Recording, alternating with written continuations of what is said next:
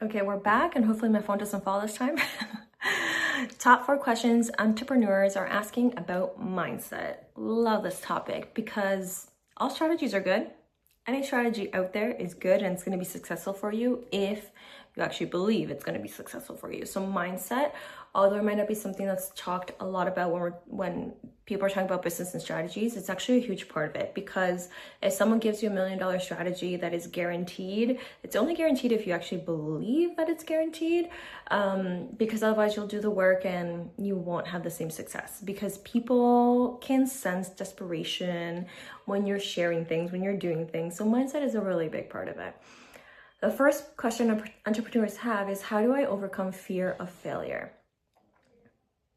This for me might be a little bit unique compared to maybe the situation that you're in, but I overcame it because I started my business while I was still working a 9-to-5 corporate job, which allowed me to test without fear of the failure, because if it didn't work out, if something didn't land, I could really go in and pivot and alter it because I still had a paycheck coming in through another income source. Now, if you're not in that situation, think about, like, I don't like the word failure because it makes it seem like you didn't succeed and now you need to kind of walk away from it. And that's not really what it is. Like when something isn't as successful, first of all, you need to establish what success is and what the success is you're looking for. It could be getting one client. It could be making another $500 a month so you can pay your car. Like, not everyone is looking to build, 6-figure, 7-figure businesses here. So establish what the success is first. And then when it comes to the word failure, I want you to look at it more as like a learning opportunity, because every time I put something out there that wasn't successful, it allowed me to alter it, fix it, change it, pivot it, make sure I'm like, okay, why didn't this land? Is it because I didn't talk about it enough? Is it because, my ideal client is actually not looking for the solution right now? Or maybe I wasn't clear on what the solution was or what was included in this, right? So a lot of the times it's not failure. You did not fail and you have to walk away. It's just an opportunity for you to learn something and use that to fix and make better, okay? You're like always making better. That's really what it is. You're learning something to make it better. Next question, how do I stop doubting myself, believing, and building more confidence? This is a great one. So I want you to adopt what I adopted, and that is, why not me? Why not me? What this is when you see something out there, like for example, someone is posting looking for the services that you offer. I want you to go, why not me? And use that as your boost of confidence to just apply, to just do the thing, right? Someone's going to get hired. Someone's art is going to be displayed at the art gallery.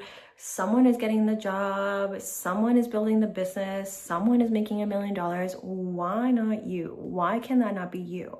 Okay, so if you need to, put it on a sticky note, put it somewhere. I did that for a while and it just said, why not me? So every time I was looking at something and I was like, oh, like this would be great, but like, I don't know that I'm qualified, or, like all those doubts, all those words that come into our minds that hold us back. That allows you to kind of shut them up and be like, no. Why not me? Like, put yourself in the game. That's really what it does. Saying why not me and actually taking action puts you in the game versus being like, oh, that's not for me. You automatically took yourself out. You didn't even like make it onto the court, like you're nowhere near where this game is going on because you didn't even give yourself the opportunity. So put yourself in it. Let someone else decide if it's not for you, which it probably is for you, okay? So why not me is gonna help with the doubt and help build your confidence. How do I overcome imposter syndrome? Okay, this is something that a mentor of mine said, and I love it, and that is, you did not have the idea to start a karate school, because not everyone has that idea, right? Like, you have your idea for a reason, and it's either because you have a skill set, because you're noticing that there's a gap or something's missing, for a lot of different reasons, right? Maybe because like your entire family and friend group come to you for advice or for guidance on this thing, right? Skill doesn't necessarily mean like formal education. It just means you know how to do something because your life, the things that you've gone through, or you were just born with it, Nothing wrong with that. So everyone's gonna feel the imposter syndrome, and as you grow and your business grows, it's gonna come in different ways and different levels. But think more about like, you didn't have the idea to become a pilot, you know?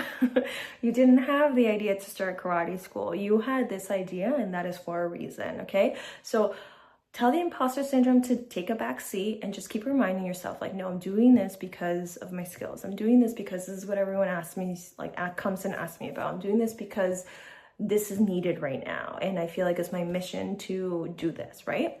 That's going to help you with the imposter syndrome. It naturally comes up.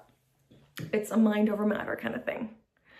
How do I stay motivated and consistent when business feels hard? Okay, so for this, you really need to understand your North Star, which is your why, your reason behind starting this business and showing up for it. That could be because, the 9-to-5 corporate world just wasn't your thing.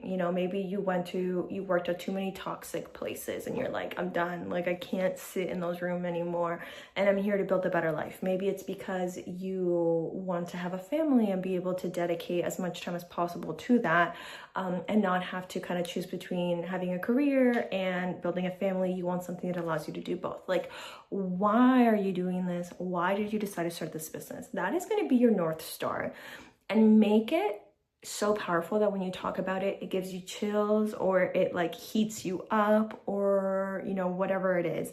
Because the more powerful it is, the more you are going to be able to stay consistent and motivated. Even on the days that you're like, it's hard, I'm sick, doesn't seem like anything's working, you're like, I have no choice. I am doing this for this reason, and I want this to be successful, so I'm going to keep showing up. But if you don't know what that North Star is, what that why is, it makes it a little bit harder on those days to show up. You're kind of like, well, tomorrow's another day. And trust me, been there.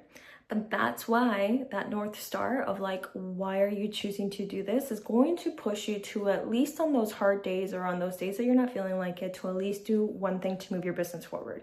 Think about like putting money in a piggy bank.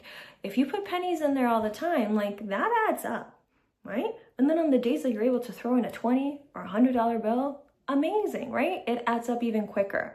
So every time that you're able to put something in to stay motivated, to stay consistent, doesn't matter how big or small it is adding up, okay? So don't forget about that. I hope you're having lots of fun listening to these. And if you have any questions, leave them in the comment section, and I'll do another video answering all of those. Have a good one.